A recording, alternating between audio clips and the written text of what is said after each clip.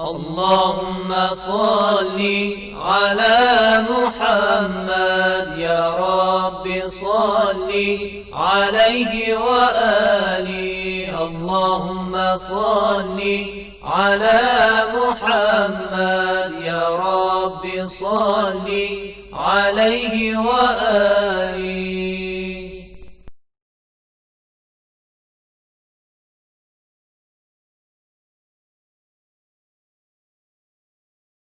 أعوذ بالله من الشيطان الرجيم. بسم الله الرحمن الرحيم. الحمد لله رب العالمين والصلاة والسلام على رسول الأعظم محمد صلى الله عليه وآله وسلم وعلى أهل بيته الطيبين الطاهرين وأصحابه المنتجبين. أقول لكم السلام عليكم ورحمة الله وبركاته. Para pemirsa dan pendengar yang dirahmati Allah Subhanahu wa taala, marilah senantiasa kita bersyukur atas segala nikmat yang Allah berikan kepada kita, dan kita meminta kepadanya untuk membimbing kita, memberikan inayah kepada kita supaya kita bisa berjalan di jalan yang benar.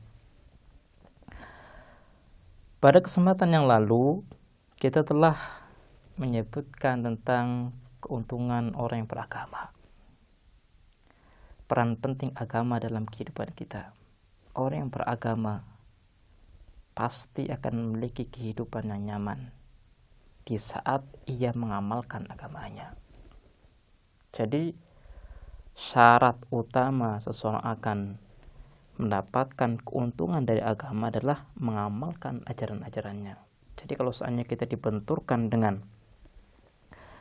realitas yang ada yang menimpa kaum muslimin, mereka hidup dengan kehidupan yang susah, fakir, miskin, berbagai masalah menimpa mereka, jawaban kita adalah jangan salahkan agama, salahkan mereka. Sejauh mana mereka mengamalkan agama yang mereka anut, sejauh mana mereka mendengarkan perintah Allah, sejauh mana mereka mengamalkan aturan-aturan agama yang bersifat sosial maupun individual. Jadi kesengsaraan dan kemiskinan bukan dikarenakan agama, tapi dikarenakan penganutnya. Berbicara tentang keuntungan yang kita raih dari agama, kita sampai kepada keuntungan yang terakhir. Sebenarnya banyak keuntungan yang bisa kita dapat, tapi kita hanya menyebutkan beberapa keuntungan saja sebagai contoh, sebagai bukti bahwa kita harus beragama dan kita harus memilih agama yang benar. Keuntungan yang terakhir yang sempat kita catat adalah bahwa agama merupakan pendorong seseorang untuk bisa berkembang dalam berbagai bidang. Saya ulangi, agama merupakan pendorong utama untuk perkembangan manusia. Untuk bisa memahami tentang keuntungan terakhir ini, saya akan menjelaskan dua teori tentang alam semesta. Dengan dua teori ini, maka akan jelas apa keuntungan dari agama dan apa kerugian orang yang tidak beragama. Ada dua teori tentang alam semesta. Teori yang pertama mengatakan bahwa alam semesta itu ada dengan sendirinya. Jadi tidak ada suatu kekuatan yang luar biasa yang menciptakan alam semesta. Alam semesta itu tidak memiliki Tuhan. Alam semesta itu tidak diwujudkan oleh pencipta yang maha berilmu, maha kuat, maha bijak. Ini teori yang pertama. Teori yang kedua, alam semesta itu diciptakan oleh satu zat yang maha kuasa, maha sempurna, maha berilmu.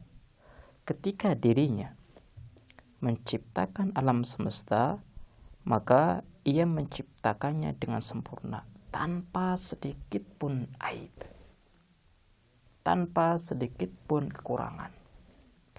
Alam semesta merupakan tanda kebesarannya. Alam semesta merupakan bentuk keindahannya, bukti ilmunya. Ini adalah teori yang kedua yang diambil daripada agama. Agama mengatakan bahwa alam semesta ini ada karena Allah Subhanahu wa taala. Makanya kalau kita melihat dalam Al-Qur'an, Allah Subhanahu wa taala seringkali memberitakan kita untuk merenungi alam semesta, merenungi pergantian siang dan malam, merenungi tentang diri kita sendiri. Kenapa? Karena dalam diri kita sendiri, dalam alam semesta terdapatkan keagungan, kesempurnaan, keindahan dan kemuliaan Allah Subhanahu wa taala. Kalau seandainya kita tidak bisa mengetahui Allah secara langsung, kita bisa mengetahui Allah melalui fenomena-fenomena yang ada, melalui ciptaan-ciptaan yang kita lihat sehari-hari. Para pemirsa bisa melihat perbedaan antara dua teori ini. Kalau kita melihat teori yang pertama, maka ketika orang meyakini teori ini, orang tersebut tidak akan tertarik untuk mendalami tentang alam semesta ini, tentang bumi. Kenapa? Karena dia meyakini bahwa bumi ini ada dengan sendirinya, alam semesta ini ada dengan sendirinya, sehingga tidak ada satu keharusan, satu ketertarikan yang mengharuskan kita untuk mendalami tentang bumi, karena bumi ini ada dengan sendirinya. Nah, kalau seandainya ada dengan sendirinya, apa yang akan kita ungkap? Tidak ada dimensi keilmuan sama sekali. Tidak ada dimensi keteraturan sama sekali. Kalau seandainya ada keteraturan yang kita lihat, itu pun kebetulan saja.